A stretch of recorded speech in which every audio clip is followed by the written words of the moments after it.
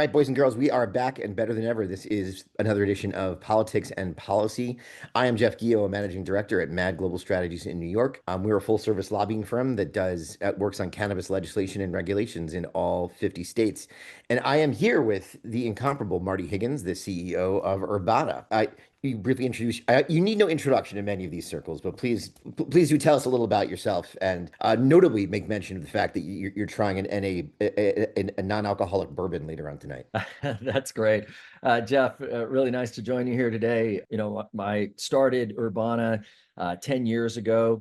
And at that time, we focused on licenses that had on-site consumption. And so we opened the country's first open retail format where guests could come in and shop freely, get the kind of consultation that they need, and be able to walk back into our attached consumption lounge and have a safe place to consume with like-minded individuals. And what you see behind me here is our latest store and dispensary lounge in Oakland. And so Urbana Oakland opened Yeah, up at the cool. beginning of the year. Yeah, absolutely. And along the lines of Jeff, your work on a local level, I'm proud to say that we've been working on the smoking ordinance here in Oakland, and that has recently passed. We will go from a vaping community here in Oakland to a full-fledged consumption lounge, including smoking cannabis, however that modality that you'd like to smoke it. Oh, that is really terrific stuff. If you go to the website, you see that it's a vibrant community. Guys have a bunch of different events, a bunch of craft stuff going on, a bunch of beverage stuff going on. I mean, it gives me the sense that like you've created a vibrant community, and that's really something to be proud of. Well, thank you. I mean, that's what it's rooted in, right? Is education, community, and absolutely enjoyment. Creating a space that's an alternative to maybe going out to the bars to socialize with people, giving, like I said, cannabis consumers a safe place. Prior to this, you can't smoke cannabis in Oakland. You can't smoke it outside. You can't smoke it in your apartment building. And there wasn't anywhere to consume. And so, we're pushing the envelope with social events, whether they're comedy, music, various forms of entertainment. This Saturday, we're doing a coffee party that starts at 10 a.m. with a DJ and vendors and food and a mix of wellness in there. And so we're going to be a forward Is that focus the on one that was CBD. appropriately titled Wake and Bake that I saw? Yeah, well, I changed it to Wake and Shake because Oh, okay, okay, fair enough. Wake and Bake had been done. So, but yes, absolutely. It has been done. That's the new. And so, it's continually trying to push the envelope, create a space for the community to come in and show their business side and in the hub here at Urbana Oakland or our other San Francisco lounges. So, what fascinates me as someone who works in government relations and has lobbied a bunch of different state legislatures and the federal government on a bevy of topics, everything from tech to energy and infrastructure and of course cannabis, is that I'm so intrigued by the consumption lounge as a public policy creature, right? I'm sitting here in New York, and in New York, the our enacting legislation that was passed almost 4 years ago includes consumption lounges within the framework of the bill. So New York State said, and other states have done this too, have said yes. We are going to legalize the consumption lounge, but we are not going to promulgate any regulations anytime soon that tell folks how to do it. And that's where New York is. I mean, like municipalities have no problem opting out of consumption lounges because people don't understand what they don't understand. That's Yes. very true about government at many levels.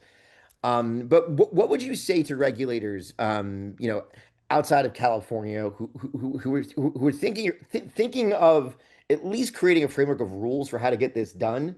What public policy steps can be taken to try to duplicate the success you're having in Oakland? Well, I think that what I found is this, you know, first avoid and learn from the mistakes that California has made. And I think that if we're looking at most recently AB 1778, we're allowed to sell packaged foods and other beverages other than cannabis products.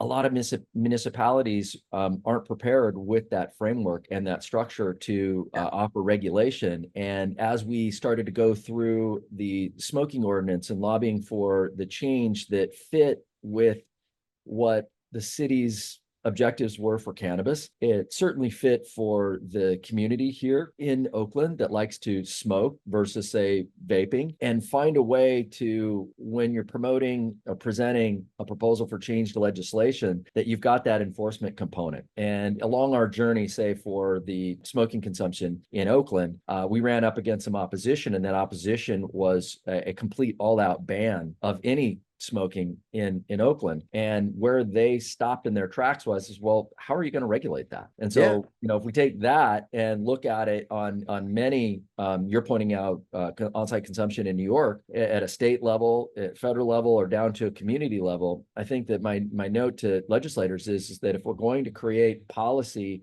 that is a positive forward change, we have to also include how are we going to regulate? What are the rules that I need to follow so that I can be compliant? And then I can get to whatever that bill, that movement, that local ordinance is, so that we can enact it. Because I think legislation on the shelf, it doesn't do any of us operators any good unless we can execute. Right. And it's not, it's simple chaos theory, right? People are going to find a way.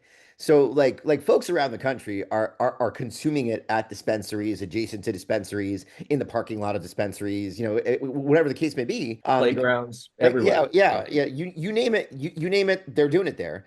But like having a safe communal space also has the benefit of becoming a community center of sorts. Because I think that there's a lot of folks who are no longer comfortable going to bars, or would prefer, something like what you're offering, where there's all sorts of forms of entertainment and engagement taking place.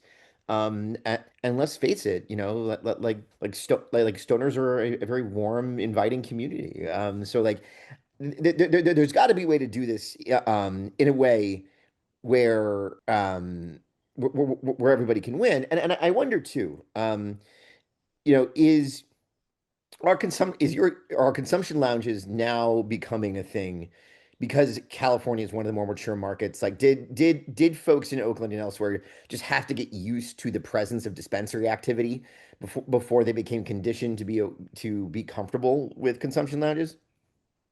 I would say by and large, that's probably accurate. But if you look at sort of the leaders in the forefathers of the space, if you will, that'd be San Francisco, who designed a medical cannabis program and asked themselves that same question: where are these people going to consume? And so they created consumption lounges. They were the first in the country, and we were fortunate to be part of those first two of 8 licenses that were available anywhere in the United States. That is really terrific. State regulators who are within the sound of my voice, please do listen to this man's words, because this is also a great way to generate jobs, generate revenue, and again, create a sense of community for a subsection of the population that in a lot of places is currently without one. So this has been terrific. Very much appreciate the conversation. And I look forward to seeing you around. Yeah, absolutely. It's been a pleasure.